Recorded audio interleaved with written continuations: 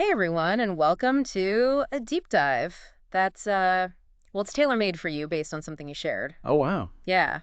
You sent over a conversation about personal growth and philosophy, Okay. and it got me thinking about this whole idea of surrender and action. Interesting. Yeah, like how can we let go and still, shape our reality? Kind of a paradox, right? Definitely. So we're going to unpack that today using what you shared. Sounds good. I mean, usually when we think of surrender, it's like giving up, right? But what if it could actually help us achieve our goals? That's what's so interesting about this source material. Oh, yeah. Yeah, it's saying that true surrender, it's not passive. Hmm. It's about tapping into this um, almost like an intelligent rhythm that's already there. Okay. Like think of a surfer waiting for the perfect wave. Right. They don't just jump on any wave, right? No. They observe, they wait, and then they use their skill at just the right moment. Yeah. That's being in alignment with this flow. I love that image. So it's not about forcing, but more like recognizing when to ride that wave. Exactly. And the source talks about using our intuition AD, these external signs to guide us. Oh, that's interesting. So it's not just about that gut feeling, but also being aware of what's happening around us. Yeah. It's like having two compasses. What kind of external signs are we talking about here? Well, it could be anything, really. Right. Unexpected opportunities or even those annoying roadblocks we all hit. Right. The key is to see them as feedback. Feedback. Yeah, reflecting back to us our own internal state. Oh, I see. So let's say you're hitting roadblocks in your career left and right. Yeah, been there.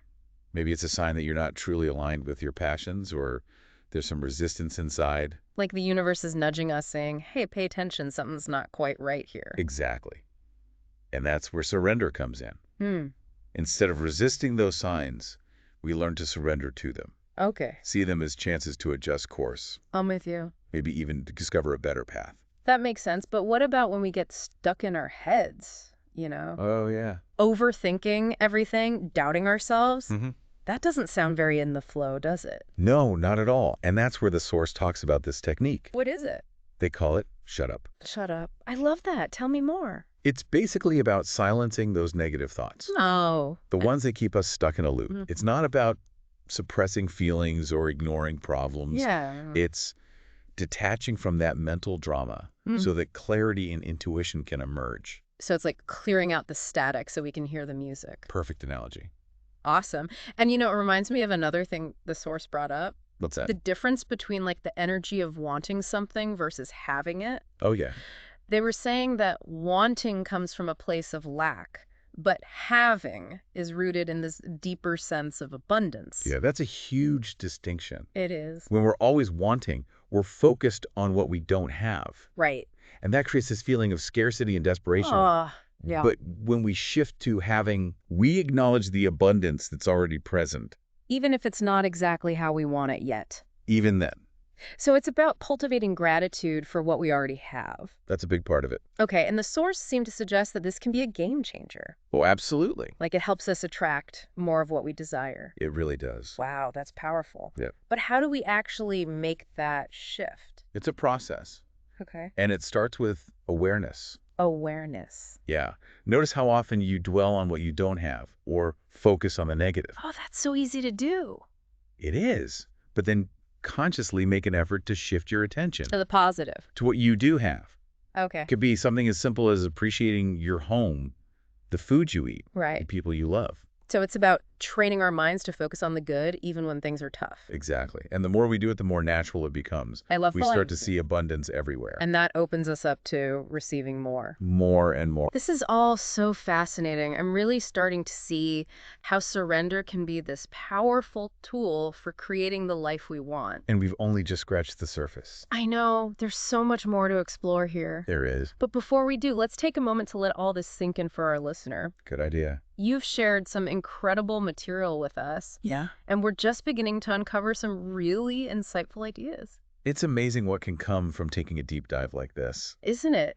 This whole concept of surrendering to an intelligent rhythm and using intuition and these external signs as our guide, it's really transformative. It is. And the best part is it can be applied to every area of our lives. Absolutely every area. Okay, on that note, we'll be back soon to explore just how to do that. Can't wait. Welcome back. Ready for more of this surrender and action exploration? It's really got me thinking. It is a fascinating concept, isn't it? It is, because we often think of surrender as being passive. Right. But the source material we're looking at, it's saying it's anything but. In fact, before the break, we were talking about how it even encourages using precise action. Even something as small as a single word to kind of steer ourselves back into alignment with this intelligent rhythm. Right. I'm still wrapping my head around that one. It is a bit mind-bending at first. It is. So think about it this way. Okay. Imagine a captain navigating a ship through a strong current. Oh, okay. They don't just fight against it with brute force, right? Yeah.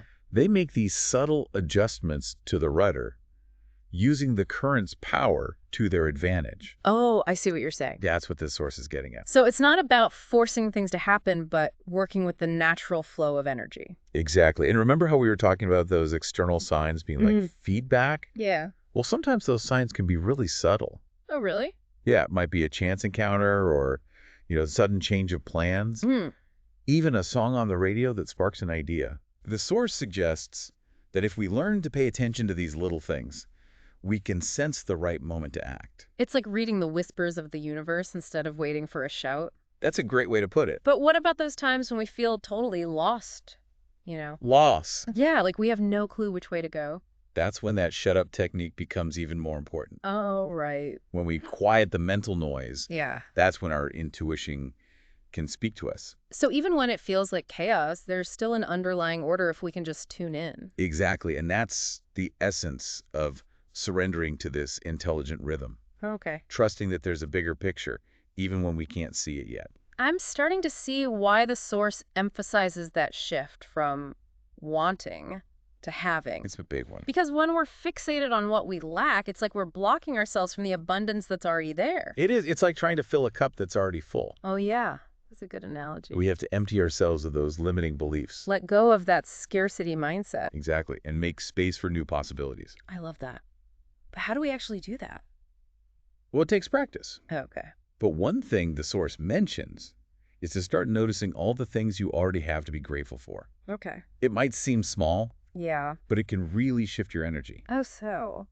Well, for example, instead of complaining about traffic on your way to work, Oh, yeah. try focusing on the fact that you have a car to drive and a job to go to.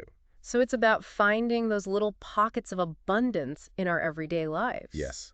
And as we practice gratitude, we start to rewire our brains Interesting. to focus on the positive, Oh, okay. which then opens us up to even more abundance. It's like a self-fulfilling prophecy. Exactly. We're training ourselves to see the world through a lens of abundance instead of scarcity.